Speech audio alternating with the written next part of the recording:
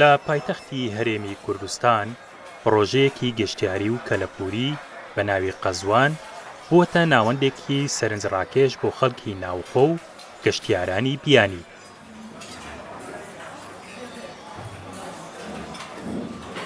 ئەم پڕۆژەیە تەنیا چێشتخانەیەک نییە، بەڵکو گەشتێکە بەنێو قوڵایی فۆلکلۆر و مێژووی کوردیدا کە لە ڕێگەی دیزاینێکی ڕەسەن و پێشکەشکردنی خواردنی لە بیرکراوی کوردیەوە سەردانکەرانی دەباتەوە بۆ ڕابردوویەکی پڕ لە جوانی. بیرۆکەی دانانی ئەم چێشتخانەیە بیرۆکەیەک بوو، ویستمان شتێکی جوان پێشکەشی شاری هەولێر بکەین، شتەکە وەک پرۆژەیەک وابێت، تەنیا مەطعەمێک نەبێت، تەنیا چێشتخانەیەک نەبێت، هەموو شتێکی تیا کۆبێتەوە، هەم شتە کولتوریە کۆنەکان و هەم خواردنە کۆنەکانی ناو کوردەواری. چەند هاوڕێیەک بووین ئەم بیرۆکەیەماندانا و زۆر زەحمەتمان کێشا تا ئەم شتە بسازێنین بەم شێوەیە کە هەیە، چ لە ڕووی کوالیتی خواردنەکان و شێوازی خواردنەکان بەو جۆرەی کە جاران هەبوو و جاران پێشکەش کراوە و چ لە ڕووی دیزایانی چێشتخانەکەەوە. هەستاوی نەمە زۆر زەحمەتمان کێشاوە بە پێی ئەزمموی خودی خۆم هەستاوە خەڵکێکم لە هەورمان و هەڵەبجەوە هێناوە بۆ ئەوەی تام و چێژی خواردنی ئەو مەنتیقانە بێتە ناو پایتەخت بۆ میوانە عزیزەکان کە خەڵکی شاری هەولێر و هەموو شوێنەکانی ترن. خواردنەکانیشمان زۆربەیان خواردنی کوردەوارین، مەسەرەن ئەم خواردنایی کە ئێمە هەمانە لە ناو کووردا زۆر باو بوون. کەباب بە قەزوان بۆ یەکەم جار لەسەر ناوی چێشتخانەکە بە قەزوان، قەزوانی تیا بەکارێنین، قەزوانەکە تام و چێشێکی زۆر تایبەتی هاتێەوە بۆ بە براندی خۆشمان و زۆرترین سەرفیاتیە. بیرۆکەی دروستکردنی پرۆژەکە لەسەر داواکاری خاوەنەکانی بووە کە بە ڕەچەڵەک خەڵکی هەورامان و هەڵەبجە و دەربەندی خانن.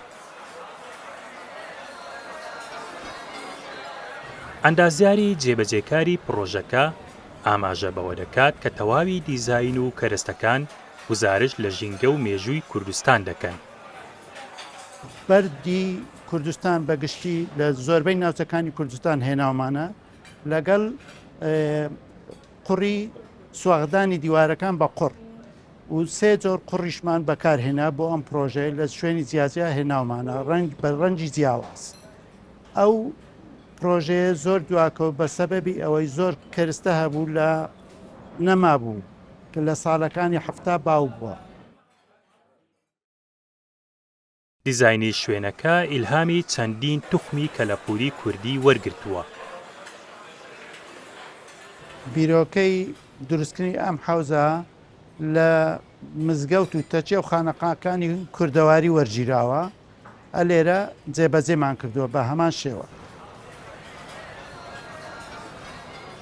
هەڵبژاردننی ناوی قەزوان لەبەرەوەی هەم ڕەنگەکەی هەم ناوەکەی شتێکی کوردیە، ڕەنگەکەی ڕەنگێکی سەوزی کوردەواریانەیە تعبیر لە سروشتی کوردستانەکە و ناوەکەشی ناوێکی کوردیە و دارێکی کۆنی کوردیە، بۆیە ئێمە ئەم ناوەمان هەڵبژارد و چێشتخانەکەمان ناو ناقەزوان.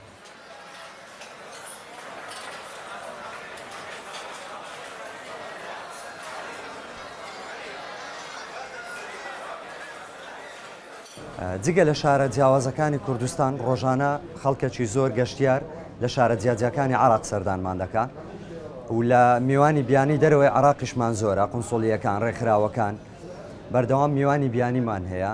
زۆر سەرسامن بە دیکۆڕی ئێرە لەبەرەوەی لە دەرگای سەرەکیەوە کە دێتە ژوورەوە هەموو شوێنەکان مۆرچی کوردەواری کوردی پێوە دیارە، ڕەسەنایەتی کوردی پێوە دیارە.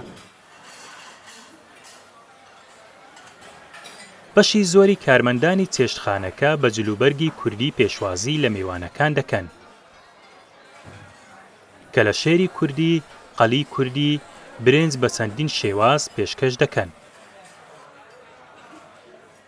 بەنسبەت مەطعەم قەزوان خواردنەکان خواردنی زۆر تایبەتن، خواردنی کوردەوارینە، خواردنی زۆر خۆشن.